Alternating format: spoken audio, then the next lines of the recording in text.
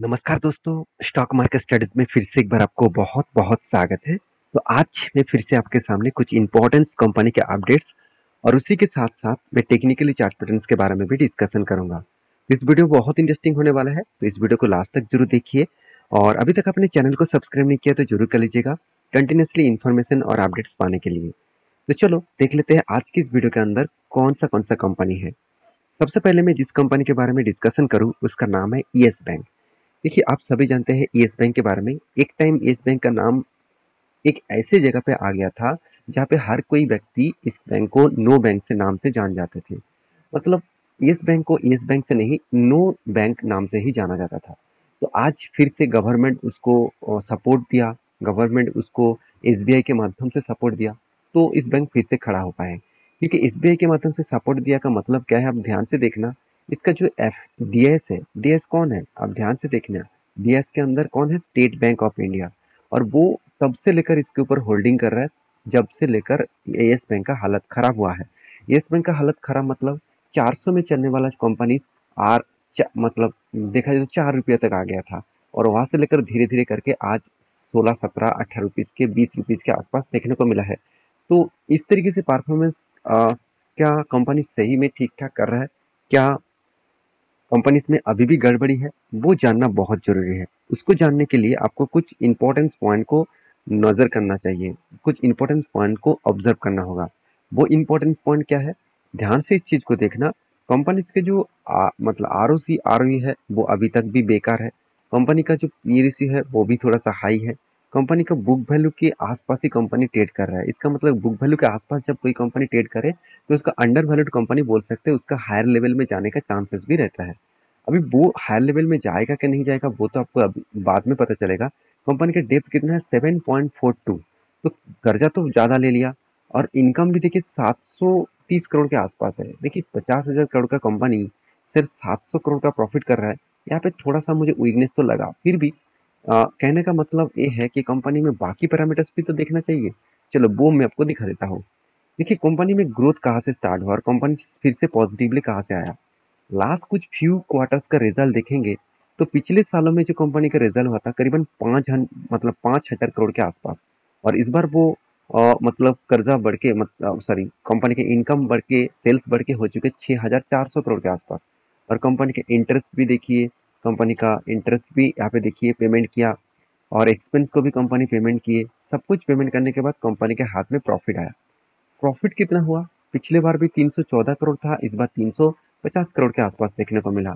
और उससे पहले साल में 204 करोड़ का प्रॉफिट था। तो देखिए प्रॉफिट में कुछ पॉजिटिविटी तो आया। उसके साथ साथ मुझे जो पॉइंट सबसे ज़्यादा पॉजिटिव लगा, आप ध्यान से देखना इस चीज़ को, यही चीज़ बैंकिंग के लिए सबसे ज़्यादा देखा जाता है, वो है कंपनी का एनपीए, नेट ऑन पर मतलब नॉन परफॉर्मिंग एसेट। तो नॉन परफॉर्मिंग एसेट जो है कंपनी का परसेंटेज हिसाब से देखा दिखा दूं कि नॉन परफॉर्मिंग एसेट दो तरीके से होते हैं, एक ग्रॉस एक नेट। हमेशा आपको नेट एनपीए देखना चाहिए। नेट एनपीए में ही आपको सब कुछ क्लियर हो जाएगा। देखिए नेट एनपीए के बारे में बात करूँ तो पहले देखिए 4%, 5% तक, 5.5% तक आपको एनपीए देखने को मिला था। अभी कितना है, सिर्फ 1%। पिछले क्वार्टर में कितना था, 0.83%। उससे पहले कितना था, 1.03%। इसका मतलब एनपीए को पिछले साल में जो 4% था वो घट के हो चुके 1%। और एनपीए जितना कम होगा उतना ही बैंक अच्छा खासा ग्रोथ कर पाएंगे, क्योंकि एनपीए का मतलब होते हैं नॉन परफॉर्मिंग एसेट। इसका मतलब होते हैं कि जब कोई बैंक मार्केट से पैसा उठाता है और पैसे को वो लोन के हिसाब से दूसरों को देते हैं, तो वो लोन अगर मार्केट से ना उठा पाए तो उसका परसेंटेज कितना है, मतलब कितने लोन मार्केट से नहीं उठा पाए। अगर परसेंटेज ज़्यादा होगा तो बैंकिंग के लिए खतरा बनेगा। तो मेरे हिसाब से कंपनी धीरे धीरे करके खुद को अलग लेवल से रिप्रेजेंट कर रहा है। अभी देखिए कंपनी के जो बोरिंग्स है वो कर्जा इस बार कंपनी का हाईएस्ट कर्जा देखने को मिला। पिछले सालों की तुलना से भी कंपनी इस बार ज़्यादा कर्जा लिया। अभी ये देखना है कि कर्जा किस बेसिस में लिया गया, ध्यान से इस चीज़ को देखना, का बहुत कुछ सीखने को मिलेगा। देखिए मेरा काम है आपको सारी चीज़ दिखाना सिखाना। आप खुद अगर सीख लेंगे तो आपको मेरे जरूरत भी नहीं पड़ेगा, आप खुद एनालिसिस करके काम कर सकते हैं। देखिए यहाँ पे क्या हो रहा है, आप देखेंगे तो पहले क्या क्या हो रहा था, लॉन्ग टर्म के लिए कंपनी कर्जा लिए जा रहे थे और 2020 तक लॉन्ग टर्म के लिए कर्जा ले रहा था, मतलब कंपनी खुद के बिजनेस को स्टेबल करने के लिए पैसा लिए जा रहे थे। आज देखिए वो पैसा किसके किसके लिए, आदर्श बोरिंग्स। आदर्श बोरिंग्स मतलब कंपनी कर्जा ले रहा है दूसरी जगह पे वो पैसा लगाने के लिए, मतलब अलग लोगों को पैसा मतलब एज ए लोन के हिसाब से देने के लिए, और वो लोन एज ए इंटरेस्ट के हिसाब से पैसा कमाने के लिए। तो जब आदर्श इनकम में ज़्यादा पैसा दिखे तब एक प्लस पॉइंट के हिसाब से आपको जरूर दिखेगा। तो मेरे हिसाब से ऑब्वियसली एक प्लस पॉइंट है। और इस हिसाब से देखा जाए तो कंपनी में अपकमिंग कुछ टाइम्स में अच्छा खासा ग्रोथ होने का चांसेस भी है। तो as a investor F S और डी एस के पास अच्छा खासा होल्डिंग्स है। ऐसे नहीं कहूँगा कि डीएस ने माल बेच दिया, एफएस ने माल बेच दिया। डीएस के पास भी अच्छा होल्डिंग्स है, और एफएस के पास भी देखिए 13% होल्डिंग था, आज 23% का होल्डिंग है। तो होल्डिंग क्यों बढ़ा है? क्योंकि उसको पता है कि कंपनी का ग्रोथ हो रहा है, इसका मतलब होल्डिंग्स तो बढ़ेगा ही। तो अभी चार्ट पैटर्न्स के बारे में बात करूँ उससे पहले कंपनी का लास्ट कुछ फ्यू डेज का मैं अगर यहाँ पे डिटेल्स दिखा दूँ, डिलीवरी का रिपोर्ट दिखा दूँ, तो कुछ इस तरीके से नज़रिया देखने को मिलेगा। अभी यही चीज़ को मैं एज ए मतलब चार्ट पैटर्न के हिसाब से दिखा दूँ, तो एक शानदार तरीके से एक चार्ट पैटर्न क्रिएट हुआ है। वो क्या है? एक शोल्डर, उसके बाद एक हेड बना, उसके बाद एक शोल्डर बना। तो शोल्डर कम हेड कम शोल्डर बना, और यहाँ पे देखिए ब्रेकआउट भी हुआ, इस कैंडल ने ब्रेकआउट दिया, मगर उस ब्रेकआउट का कंफर्मेशन नहीं हुआ। इसका मतलब इसके ऊपर अगर कोई भी ग्रीन कैंडल क्लोजिंग हो तो मैं जरूर एंट्री लूंगा, और मेरा टारगेट रहेगा 24 रुपीज़ के आसपास। ऑलमोस्ट मेरा टारगेट जो रेशियो बन रहा है, सॉरी 24 नहीं, मैं एक बार आपको मार्किंग करके देता हूँ। इसका जो एंट्री लेवल्स है, सॉरी यहाँ से मैं मार्किंग करके दे रहा हूँ और भी आपको आसानी होगा समझने में। तो जो टारगेट निकल के आ रहा है तो 24 नहीं, माफ़ी चाहता हूँ, अगर एंट्री लेवल से देखूँ तो 23 रुपीज़ के आसपास टारगेट बन सकते हैं, और 22% के आसपास टारगेट बन सकते हैं। तो ये था फर्स्ट कंपनी। आपकी इसके ऊपर क्या राय है मुझे जरूर कमेंट करना। और नेक्स्ट जो कंपनी जिसके बारे में डिस्कशन करूँ उसका नाम है जोमेटो। देखिए जोमेटो एक देखा जाए तो फूड डिलीवरी कंपनी है। तो फूड डिलीवरी कंपनी से कंपनी धीरे धीरे करके जिस तरीके से बिजनेस मॉडल्स को वो खड़ा कर रहा है, मेरे हिसाब से एक फूड सर्विसेज कंपनी भी बन सकते हैं। अभी बहुत सारे लोगों को ये भी कन्फ्यूजन है कि फूड सर्विसेज कंपनी कौन सा होता है और फूड डिलीवरी कंपनी कौन सा होता है। देखिए फूड सर्विसेज कंपनी वो होते हैं जो खुद प्रोडक्ट बनाते भी है और दूसरों को डिलीवरी भी देते हैं। तो वो कंपनी फूड सर्विसेज कंपनी हो जाता है।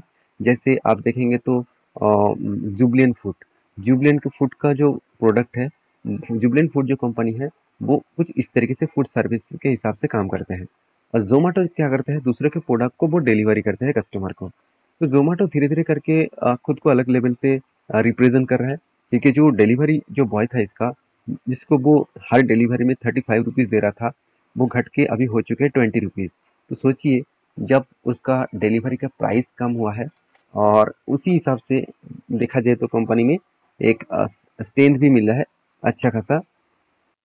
तो इस कंपनी का मैनेजमेंट बहुत स्ट्रांग हो रहा है, और सबसे बड़ी बात है कंपनी किस तरीके से लॉस मेकिंग कंपनी से प्रॉफिट में कन्वर्ट हुआ, वो भी मैं आपको दिखा रहा हूँ। जैसे कंपनी का क्वार्टरली रिजल्ट देखेंगे तो कंपनी पिछले सालों में जो मतलब सेल्स किए थे करीबन 1400 करोड़ के आसपास, वो सेल बढ़ के इस बार हो चुके हैं करीबन 2400 करोड़ के आसपास। तो ओवरऑल 10 मतलब देखा जाए तो डबल के आसपास कंपनी का प्रॉफिट, सॉरी, सेल्स जम हुआ है। और इस सेल्स जम होने के बाद कंपनी एक्सपेंस को भी कंट्रोल किए, और कंपनी का आदर्श इनकम भी हुआ। तो सब कुछ कुल मिलाकर कंपनी इस बार फर्स्ट टाइम 2 करोड़ का प्रॉफिट किया। एक्चुअली कंपनी पहले जो लॉसेस करते थे वो कंटिन्यूसली बहुत ज़्यादा लॉसेस था, वो लॉसेस को मेंटेन्स करके आज कंपनी प्रॉफिट में पहुंचा है, यही सबसे बड़ी बात है। और इसी हिसाब से देखा जाए तो एज ए इन्वेस्टर प्रोमोटर के बाद, प्रोमोटर तो नहीं है कंपनी के एफ मतलब पब्लिक के पास जो होल्डिंग्स था, पब्लिक के पास जो होल्डिंग्स था, वो होल्डिंग्स अभी किसके पास चला गया, वो है एफ के पास चला गया। क्योंकि एफ को पता है इस कंपनी आज नहीं तो कल वो भागने वाला थे। तो कब से माल उठाना स्टार्ट किया? सितंबर मंथ से। ध्यान से इस चीज को देखना, मैं आपको चार्ट पैटर्न में दिखाऊंगा सितंबर मंथ से किस तरीके से तेजी से इस शेयर के ऊपर तेजी देखने को मिला। मैं आपको बार बार इसीलिए बोलता हूँ, जब बड़े इंस्टीट्यूशन किसी कंपनी के ऊपर माल खरीदारी कर रहा है तो आपको ये देखना है कि कितना माल खरीदारी किया जा रहा है और क्यों किया जा रहा है। अगर सही टाइम में माल खरीदारी किया जा रहा है तो सोचना एक कुछ ना कुछ पॉजिटिविटी तो बन रहा है। तो मेरे हिसाब से यहाँ पे एक अपॉर्चुनिटी के हिसाब से आप देखेंगे तो इस कंपनी का जो चार्ट पैटर्न है सितंबर मंथ से अगर देखेंगे तो सितंबर पिछले साल में कहा था, यहाँ था। अब ध्यान से इस चीज को देखना, सितंबर मतलब इस जगह पे सितंबर मंथ था, और इस जगह पे सितंबर में देखिए कितना बड़ा हाई वॉल्यूम के साथ बाइंग हो रहा था। तो हाई वॉल्यूम के साथ बाइंग हो रहा था, इसका मतलब सितंबर के पहले, मतलब सितंबर तो खत्म हुआ क्वार्टर, तो उसके बाद डेटा आया, तो सितंबर से पहले देखिए माल उठाना स्टार्ट कर दिया। और जब इतने बड़े माल उठाया जा रहा था तब से लेकर मैं पॉजिटिव था और मैं बहुत बार इस कंपनी के ऊपर एंटी ले चुका हूँ। और अभी फिलहाल के लिए जो एंटी बना है वो कुछ इस तरीके से शोल्डर कम हेड और उसके बाद शोल्डर बना। और यहाँ पे देखिए ब्रेकआउट कंपनी के ऊपर ब्रेकआउट भी हुआ और ब्रेकआउट कंफर्मेशन भी यहाँ पे हो चुके हैं। तो यहाँ पे ब्रेकआउट कंफर्मेशन के बाद मेरा एंटी लेवल्स इस कैंडल के ऊपर है और मैं कंटिन्यू करूंगा क्योंकि इसका जो टारगेट बन रहा है वो टारगेट कुछ इस तरीके से बन रहा है। ध्यान से इस टारगेट को देखना। टारगेट कुछ इस तरीके से बन रहा है और 160 के आसपास इसका टारगेट होगा। और टारगेट प्रीवियस जो लाइफ टाइम हाई है उसके नीचे है, इसका मतलब हायर पॉसिबिलिटी है उसका टारगेट अचीव भी कर सकते हैं। अगर ये टारगेट मुझे एक साल में भी ज़्यादा लगे तो भी मैं इस कंपनी के ऊपर बने रहूंगा क्योंकि एक साल के बाद भी इस कंपनी 58% के आसपास रिटर्न दे सकते हैं। तो नेक्स्ट जो कंपनी जिसके बारे में डिस्कशन करूँ उसका नाम है एसआरएफ। देखिए आप सभी जानते हैं एसआरएफ के बारे में। एसआरएफ एक केमिकल इंडस्ट्रीज के लीडर कंपनी है। इस कंपनी के बारे में मैं सिर्फ एक ही बात बोल सकता हूँ। कंपनी बहुत बड़ा होने के बाद भी कंपनी की जो स्टेबिलिटी है वो और भी ज़्यादा बड़ा हो सकते हैं। आज इसका मार्केट कैप सिर्फ किससे 70,000 करोड़ के आसपास है। सोचिए अगर कंपनी 2-3 लाख करोड़ बन गया तो कंपनी में और भी ज़्यादा ग्रोथ होने का चांसेस है। कंपनी एनएससी में देखेंगे तो कंपनी करीबन 1 लाख% के आसपास रिटर्न दे दिया।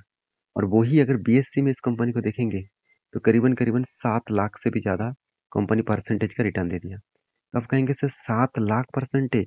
आपको अगर अ, मेरे बात यकीन नहीं है तो जाकर गूगल में जरूर सर्च करना। चलो मैं आपको दिखा ही देता हूँ। देखिए यहाँ पे क्या बताया जा रहा है। बीएससी में बस सर्च करेंगे तो 7,90,000 अराउंड अराउंड 8 लाख% के आसपास रिटर्न दिया। तो सोचिए कितना बड़ा मल्टीबैगर रिटर्न कंपनी जनरेट करके दिया। अभी यही कंपनी मल्टीबैगर रिटर्न देने के बाद क्या फिर से वो उस तरीके से खास परफॉर्मेंस करेंगे? बिल्कुल करेंगे। इंडिया के सेकंड लार्जेस्ट केमिकल कंपनी है। इस बात को आपको याद रखना है। और दूसरी बात, इस केमिकल कंपनी की सबसे खासियत यही है, कंपनी स्पेशलिटी केमिकल के साथ साथ कंपनी आप देखेंगे तो textile, speciality chemicals, packaging, films, album जो फॉइल्स है, सॉरी एल्यूमिनियम जो फॉइल्स है, उसके साथ साथ पॉलीमर, तो इस तरीके से अलग अलग प्रोडक्ट के ऊपर काम कर रहे हैं। तो अभी कहेंगे सर कंपनी के ऊपर कुछ दिनों से कंटिन्यूसली करेक्शन क्यों देखने को मिला? क्योंकि मार्केट में स्पेशलिटी जो केमिकल्स है उसका डिमांड घट चुके हैं और रॉ मटेरियल्स का जो खर्चा है वो बढ़ चुके हैं। तो इसलिए कंपनी ने क्या किया, कंपनी खुद का सेल्स को कम किया। अभी सेल्स कम होने के कारण इस कंपनी के ऊपर प्रॉफिट मार्जिन जो है वो कम हो चुके हैं। अगर यही चीज मैं आपको यहाँ पे डेटा के हिसाब से दिखा दूं, पिछले बार कंपनी का सेल्स था करीबन 3,800 करोड़ के आसपास। वो सेल इस बार घट के कितना हो चुके हैं, 3,300 करोड़ के आसपास। तो कंपनी के एक्सपेंस भी मेंटेन हुआ। उसके बाद कंपनी ने क्या किया, प्रॉफिट को भी मेंटेन किया। कंपनी इस बार अच्छा खासा प्रॉफिट किया 608 करोड़ और पिछले बार कितना था, 360 करोड़ के आसपास। तो कंपनी का जो नेट प्रॉफिट है वो कुछ इस तरीके से देखने को मिला है। अभी यही चीज मैं कंपनीज के एक यहाँ पे मैं बैलेंस शीट में दिखा दूं तो कंटिन्यूसली कंपनी क्या किया, खुद का रिजर्व को बढ़ाते चले गए। अब कहेंगे सर कंपनी तो अगर अच्छा है तो कंपनी को इतना कर्जा लेने का क्या जरूरत है? अब ये बात समझिए, कंपनी कर्जा क्यों लिया। कंपनी दो कारण के वजह से कर्जा लिया। पहली बात, कंपनी के ट्रेड्स पेबल मतलब कंपनी को पैसा देना बाकी था कितना, 2,200 करोड़ के आसपास। और कंपनी के ट्रेड रिसीवेबल मतलब कंपनी जो प्रोजेक्ट मिला कितना, 1,700 करोड़ के आसपास। 2,200 करोड़ और 1,700 करोड़, ऑलमोस्ट आप बोल सकते हैं 4,000 करोड़ के आसपास। तो कंपनी 4,000 करोड़ का तो प्रॉफिट ही नहीं किया। कंपनी कितने प्रॉफिट किए, करीबन 2,000 करोड़ का। तो इस पैसा कहाँ से आएगा? तो इसलिए कंपनी क्या किया, कर्जा उठाया। तो ऐसे नहीं कि कंपनी कर्जा उठाया कंपनी खराब है, ऐसे बिल्कुल मत सोचना। कंपनी के डेप्थ ऑफ इक्विटी के बारे में बात करें तो कंपनी के डेप्थ कंट्रोल में है, 0.5 के नीचे है, इसका मतलब डेप्थ कंट्रोल में है। तो इस कंपनी के ऊपर मैं ऑब्वियसली बुल स्टैंड के हिसाब से हमेशा सोचता हूँ। और इसके ऊपर डिलीवरी रिपोर्ट देखेंगे तो लास्ट कुछ फ्यू डेज में कंपनी के ऊपर अच्छा खासा डिलीवरी भी देखने को मिला। और मैंने आपको एक लेवल्स भी मेंशन किया था क्योंकि एक रेंज ट्रेडिंग बन रहा था। यहाँ पे एक रेंज के हिसाब से ट्रेड हो रहा था, पहले भी बहुत बार हो चुके हैं। देखिए किस तरीके से बार बार इस नीचे साइड में टेस्ट किया और उसके बाद ऊपर साइड में टारगेट दिया। फिर से यहाँ पे क्या हुआ, फिर से यहाँ पे एंटी बना था।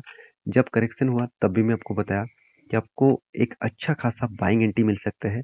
और हाई वॉल्यूम के साथ यहाँ पे देखिए बड़े बड़े इंस्टीट्यूशन ने माल उठाया और उसके बाद ऊपर गया, फिर से करेक्शन हो रहा है। तो आप कहेंगे सर इस इतना जाने के बाद टारगेट होने से पहले करेक्शन क्यों हो रहा है? उसके पीछे कारण तो समझिए। यही लिए तो मैं आपको बार-बार बोलता हूँ, सीखिए सब कुछ तभी आपको पता चलेगा। ध्यान से इस चीज़ को देखना। क्या हुआ? एक स्ट्रांगली उसको रेजिस्टेंस मिल गया, क्योंकि यही लेवल्स को वो रिटेस्ट करने के बाद ऊपर जाने का कोशिश किया, फिर से वो ऊपर जा नहीं पाए, उसके बाद क्रैश हो गया। तो आप कहेंगे सर यहाँ से क्या फिर से क्रैश हो सकते हैं? हो सकते हैं, कुछ भी हो सकते हैं। यहाँ पे होकर इसको टेस्ट करके फिर से ऊपर जा सकते हैं। तो मुझे तो अभी तो मेरा टारगेट जो है वो 26 मतलब 22 रुपीज़ के आसपास। तो इस लेवल तक मैं टारगेट लेकर चला हूँ। इस लेवल जब अचीव हो जाएगा तब मेरा टारगेट कंप्लीट होगा। तब तक मैं होल्ड करूँगा और बाकी देखा जाएगा क्या होने वाला है। नेक्स्ट जो कंपनी जिसके बारे में बात करूँ उसका नाम है सर्वेसर फूड्स लिमिटेड। ये एक फूड प्रोसेसिंग कंपनी है। लगातार इस कंपनी ने क्या किया, एक जगह पे होल्ड करने के बाद कंपनी उस लेवल को ब्रेकआउट किया, उसके बाद एक धमाका परफॉर्मेंस किया और इस धमाका परफॉर्मेंस करने के बाद कंपनी के ऊपर बोर्ड ने एक अनाउंसमेंट किया। वो अनाउंसमेंट क्या है? इस कंपनी का अनाउंसमेंट जो है वो मैं आपको दिखा दूँ कि कंपनी बोनस और स्प्लिट दोनों एक साथ देने वाले हैं। कंपनी हर एक शेयर में आपको 2 शेयर बोनस के हिसाब से देंगे और हर एक शेयर में आपको 10 शेयर एज ए स्प्लिट के हिसाब से देंगे। तो कुल मिलाकर देखा जाए एक के बदले आपको 2 से 20 शेयर मिलने वाले हैं। तो बाकी आप समझदार हैं, समझदारी से काम लीजिए। सारी चीज़ों को देखिए, सीखिए, उसके बाद काम करिए, क्योंकि मेरा काम है आपको सारी चीज़ों को समझाना, सिखाना। मेरा काम कोई आपको रिकमेंडेशन नहीं करना है, क्योंकि रिकमेंडेशन मैं करना नहीं चाहता और मेरा कोई हक भी नहीं है मैं रिकमेंडेशन करूँ, क्योंकि मैं कोई सेबी रजिस्टर्ड पर्सन नहीं हूँ। तो अगर किसी कंपनी के ऊपर आपको काम करना ही है, आपके रिस्क के हिसाब से ज़रूर करिएगा। तो इसी तरीके से वीडियो पाने के लिए चैनल को सब्सक्राइब करिए। मिलेंगे नेक्स्ट वीडियो में, तब तक के लिए अच्छे से रहिए, अपने ख्याल रखिए। Bye bye.